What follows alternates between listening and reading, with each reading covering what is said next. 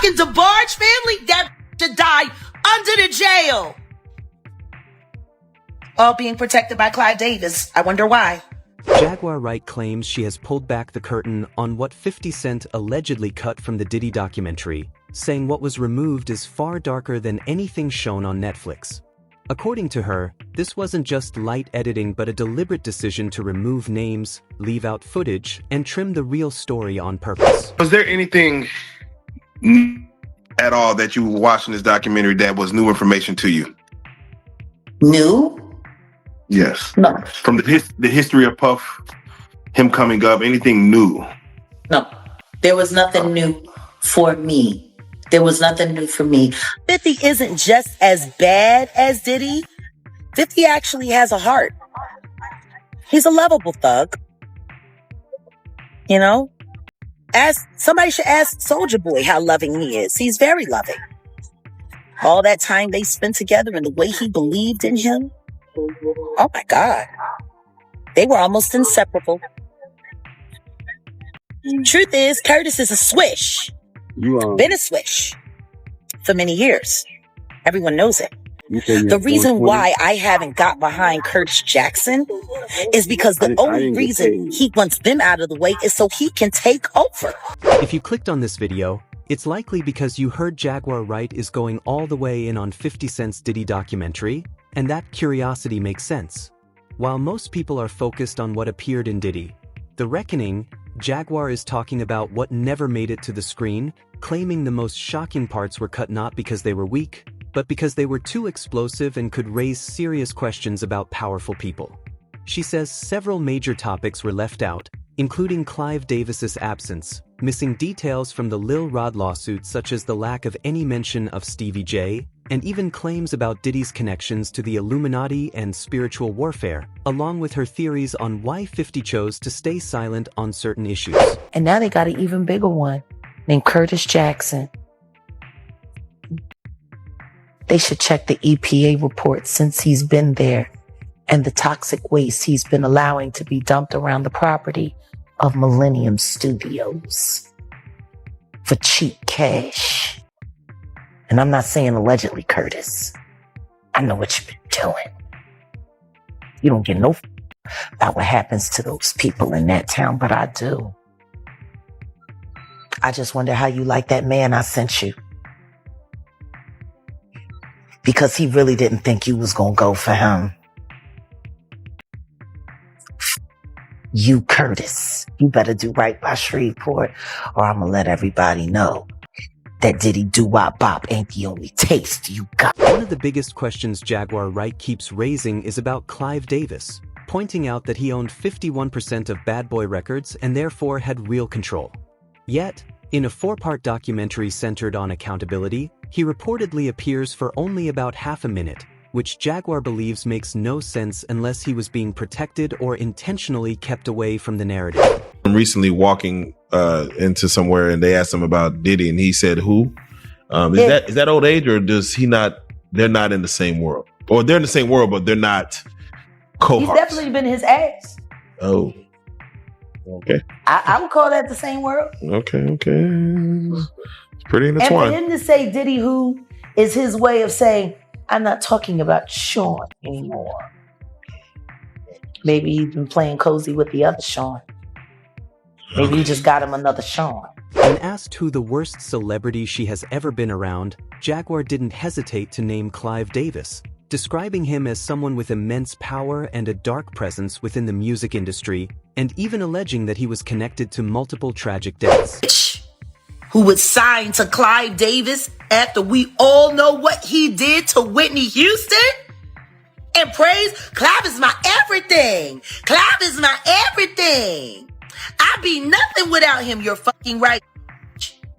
You're still nothing, even with him. Like, why does nobody want to be honest about this? Why is everybody so hot? Why do we want to believe? Yeah, she sacrificed her family, and I ain't saying allegedly. I'm going to go talk to that. I've always wanted to talk to him. While none of these claims are presented as proven facts, they raise a serious question about why someone with that level of influence barely appears in a documentary that claims to tell the full story. According to Jaguar, the reason is simple. Talking openly about Clive Davis would mean exposing the real power behind Bad Boy. Who's the worst celebrity like that you've been around and is like the most full of sin? I know no sin is greater, but like just was like, damn, this Clive Davis. Devil incarnate. Clive Davis. He Janis Joplin. He blackmailed Betty Wright so she wouldn't tell anybody that he Janis Joplin. He killed Whitney Houston.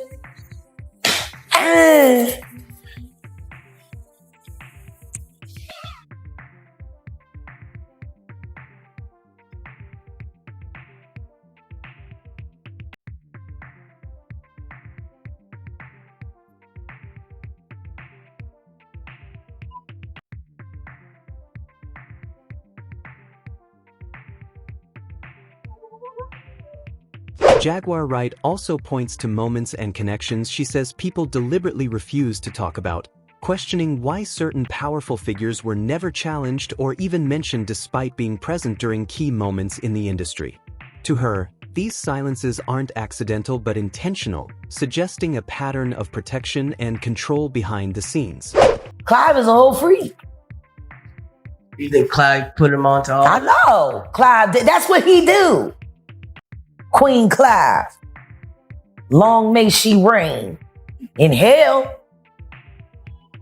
When 50 Cent... Don't nobody want to talk about why R. Kelly's bus was parked in Clive Davis's driveway, why his tour bus was parked in Clive Davis's driveway at the house where the shit went down between Chris and Rihanna. Don't nobody want to talk about why it was filled with video girls who were being trafficked. And he was never questioned by Me Too. Why ain't nobody from Me Too saying anything? They had so much to say about Harvey Weinstein, who's now all his charges is being dropped. So much for their investigation. Guess it was a little paper thing. She then brings up Gone Deal, describing him as a peacemaker who helped keep situations from spiraling out of control during the most tense periods of the Bad Boy era. According to Jaguar, his presence provided balance and restraint, and once he was no longer around, everything shifted, allowing unchecked power to take over. A million things I could tell you. There were a lot of fights at those old rap shows. What I can say was, he was the peacemaker. Period. Didn't nobody want to feel what he had to give. And he was never quick to give it. He gave a word, and that was understood. And it was the confidence that was built around his character that made Bad Boy so feared. You know what I mean? Because ain't nobody want what he had or the people he could call to back up what he said. That gave Bad Boy a presence not to be fucked with. You know, Death Row had Suge. Suge was the CEO. Diddy wasn't that. Yeah. But he had Gene, see. And Gene kept him honest. Like, you gotta remember, all of these people been knowing each other since high school. We talking back in the day. You know, even out, like, when people don't even realize, like, I'll Be Sure and Pete Rock, they're best friends, yo. Right. They went to high school together. They've been best friends since 10th grade. People change a lot when money and circumstances come into the way. How a person acted in the 10th grade is going to be very different than how they act with $500 million and an axe to grind.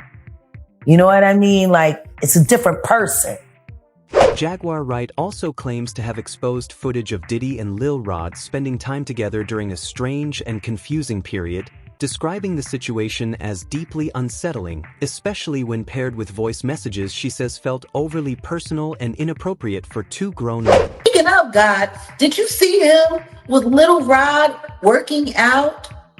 Oh man, that was While they were on the come down from all of the pharmaceuticals and all of the weirdo behavior and all of the alcohol, watching TD Jakes. yeah. That didn't look weird.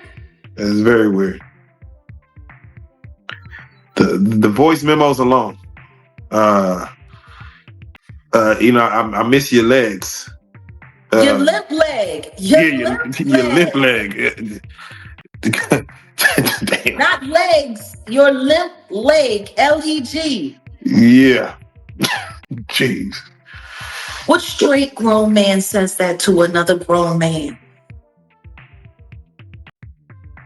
Because it sounds like the leg that he was referring to was his pee-pee scut. When Jaguar discusses Lil Rod's lawsuit, she says this is where the story becomes truly disturbing, pointing to claims of nights filled with heavy drinking followed by people suddenly losing awareness and waking up with no memory of what happened.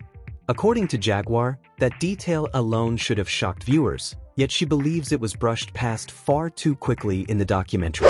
That's as wild as it gets, man.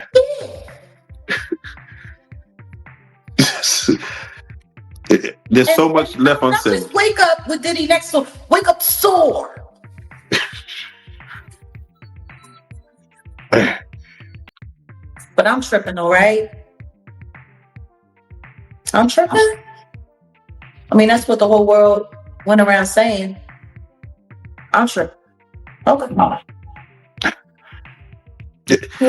When you see the Eric Sermon discussion about Misa, and it seems like Diddy's just out there to take everyone's girl. It seems like you got her, I want her. When the focus turns to Kim Porter, Jaguar says the documentary failed her entirely, noting that Kim was never given her own voice or space to tell her story. Instead, someone else spoke on her behalf, which Jaguar found strange and unfair, especially considering how important Kim was to Diddy's life. They didn't portray her at all. Yeah, they didn't. That's the thing. They didn't portray her at all. She was spoken for by Kalima. That was interesting to watch. You don't think? Kalima's testimony? She was probably the most pitiful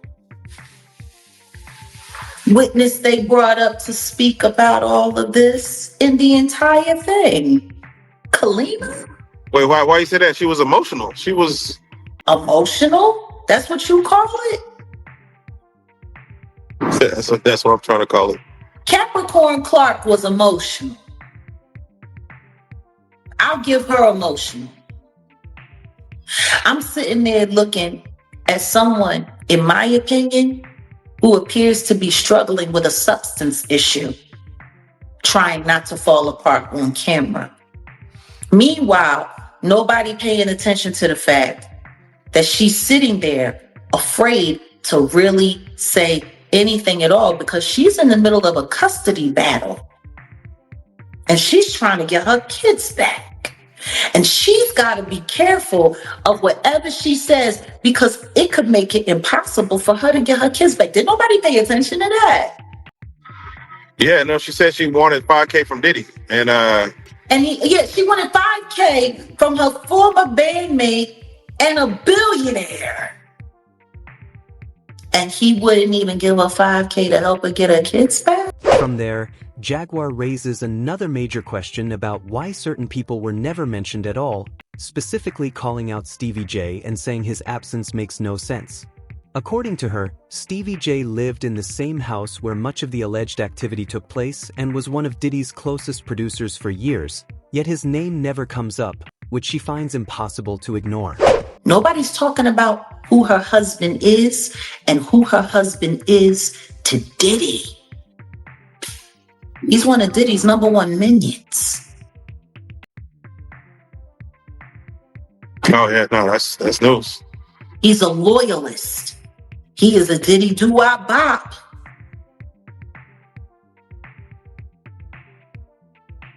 Kalima's also bisexual. So I'm finding it kind of interesting that she didn't see anything. She wasn't around anything. She didn't know about anything. And this is not me putting anything crazy on her. This is exactly what she said when she was on Love and Hip Hop Atlanta with Stevie J, who was also not mentioned at all during this documentary. Because Stevie J was living at the Star Island house. Tell me something. How do you have all of that stuff about Little Rod and there's no Stevie? Jaguar makes it clear she doesn't believe this omission was accidental, saying it felt like someone was carefully and intentionally removed from the story to keep attention away from it. Interesting, because there was some of the footage that Little Rod has shared with this documentary that he shared with nobody else that he did an interview with, and none of that made it into the trial. There's images of him with French Montana and the Diddler on the yacht. Yeah. But nothing of Stevie J. Surgically removed. Isn't that wild? Yeah. Yeah. See Stevie J not around? Not at all. Not at all.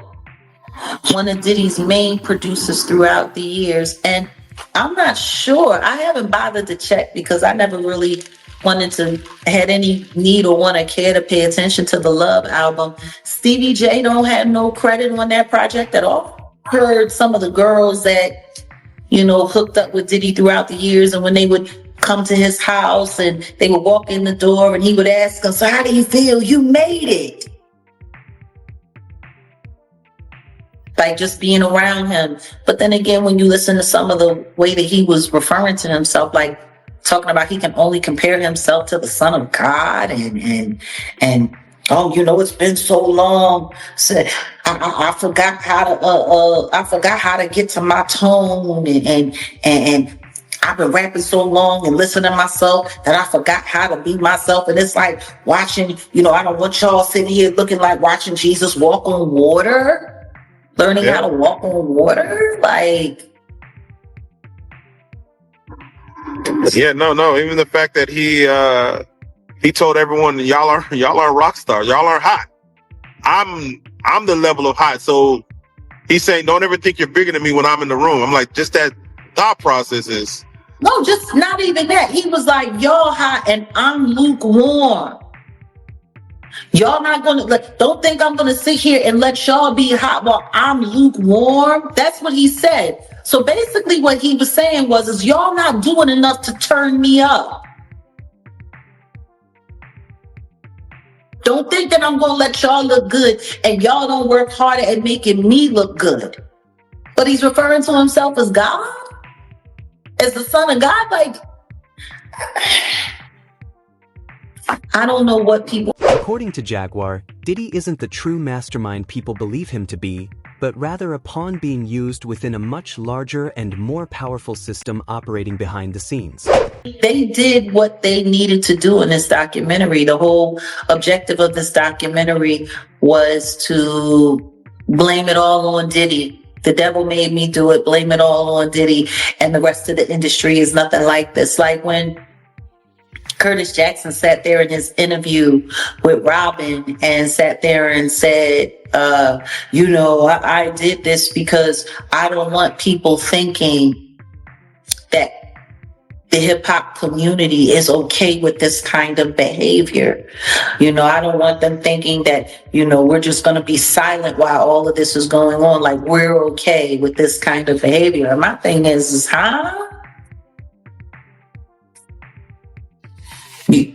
So now you speaking for all of hip hop, and all of hip hop is uncomfortable with this. You want to know the one thing that I'm finding also very interesting that nobody's paying attention to? The presence of that pyramid. That the same thing that the Rock Nation likes to put up, the same hand symbol that the sororities and the fraternities like to use. I'm not going to emulate it because you know exactly what it looks like. Yep. The pyramid sign that Diddy was wearing that around his neck. You want to know what I found funny? That there were a bunch of YouTubers that were at that courthouse that were wearing that same, it was a much smaller version, but that same symbol. Yeah. I think, and that's the part of this story that makes it possible for people, I think, to graze over the reality of all that's going on. You know, if you just look at it from the salacious celebrity stuff, from pop culture media, so-called this new media, and I'm really not liking that term, this new media, because what it really sounds like is the name of a gang. Like the media is media. Because I'm looking at the people that are falling under it, and they're all the same people that are involved with, creating these propaganda campaigns. But that's exactly what Diddy was saying at the beginning of the documentary. We need somebody that is proficient, or fluent in being able to spin propaganda and narrative. She describes this as spiritual warfare, explaining that when you look at the situation through that lens, it becomes harder to place all the blame on Diddy alone. Only look at it from the face value aspect of it, that's one thing. But if you look to the spiritual side of it, it's completely different. It unveils a much deeper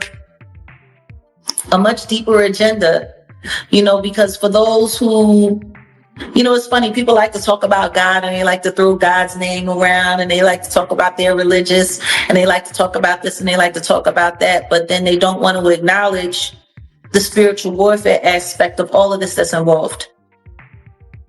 Because if you're only looking at this as freaky behavior and this, that, and the other, then that's perfectly fine. But if you take it and you flip it on the other side and you look at it as spiritual warfare, it casts a much bigger net and a much bigger light on everything. You can't just put it all on Diddy.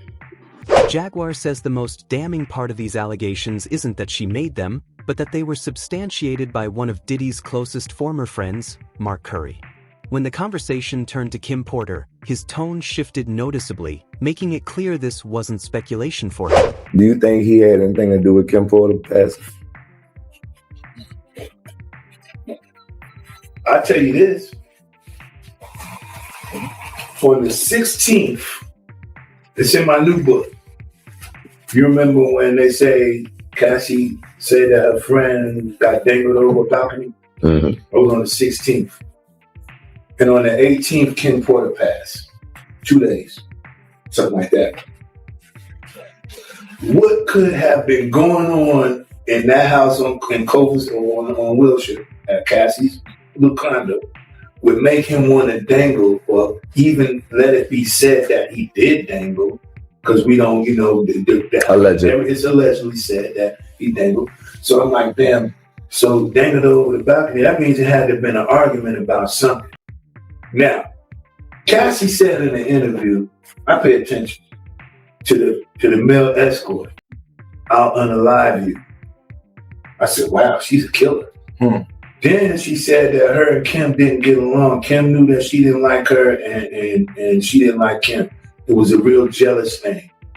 You know what I'm saying? Because see, Puff, when Kim moved to Los Angeles, Puff moved behind her, right? Chasing her back, put her in the house. He bought the house, put her in it. And then now the original beef was because he had her pregnant and had somebody else pregnant. Sarah was pregnant. At the same time, Kim was pregnant with the twins. So she was like, nigga, you ain't gonna have the whole world pregnant at once. So she's like, I'm getting away from you. You're a greaseball, right? So she's gonna leave him.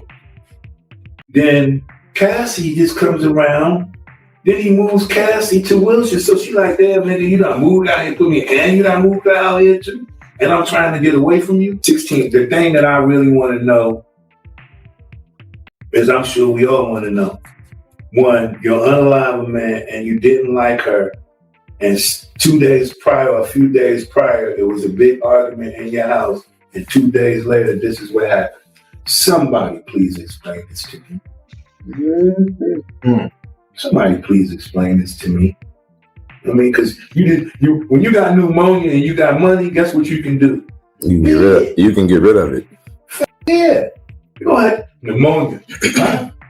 Pneumonia, usually,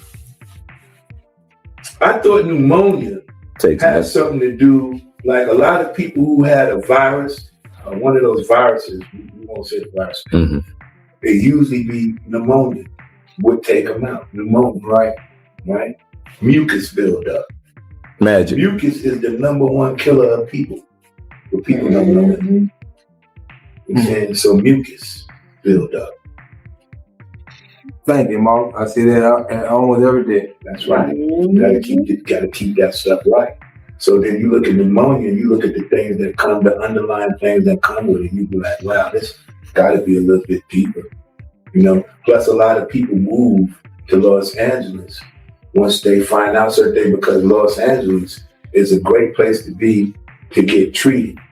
People went to his parties and said they caught something. You know, there's one dude right now, Cassie running from him right now. She avoiding the lawsuit. Man, she doing the TK.